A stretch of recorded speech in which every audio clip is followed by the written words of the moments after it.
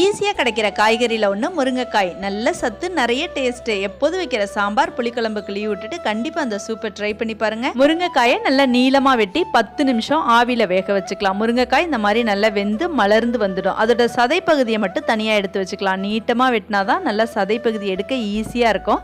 மிக்சியில் போட்டு நல்லா விழுதாக அரைச்சிக்கலாம். நார் எதுவும் இருக்காது, நல்லா க்ரீமியாக இருக்கும். இது ஒரு பேனில் கொஞ்சமாக வெண்ணெய், ஒரு பல் பூண்டு, சின்ன பீஸ் இஞ்சி துருவி சேர்த்துக்கலாம். 2 ஸ்பூன் அளவு பொடிசாக கட் பண்ண வெங்காயம், 2 ஸ்பூன் முட்டைக்கோஸ், 2 ஸ்பூன் கேரட், கொஞ்சமாக உப்பு, லைட்டாக வதக்கிட்டு கொஞ்சமாக தண்ணி சேர்த்து ஒரு 5 நிமிஷம் காய்கறியை வேக வைக்கலாம். நம்ம அரைச்சி வச்சிருந்த முருங்கைக்காய் விழுது. சூப்பு எவ்வளோ தண்ணியாக வேணுமோ அந்த அளவுக்கு தண்ணி சேர்த்துக்கோங்க. ஒரு 5 நிமிஷம் மட்டும் கொதிக்கட்டும். கார்ன்ஃப்ளவர் எதுவும் சேர்க்க வேண்டாம். இந்த முருங்கைக்காய் விழுதே நல்லா க்ரீமியாக டேஸ்டியாக இருக்கும். லாஸ்ட்டாக கொஞ்சம் மிளகுத்தூள் சேர்த்து சுட சுட கொடுத்து பாருங்க. முருங்கைக்காயில் இப்படி கூட செய்ய முடியுமா அப்படின்னு கண்டிப்பாக கேட்பாங்க. ரெசிபி பிடிச்சிருந்துச்சுன்னா ஒரு கமெண்ட்டை போட்டு பக்கத்தில் இருக்க லைக்கையும் தட்டிடுங்க.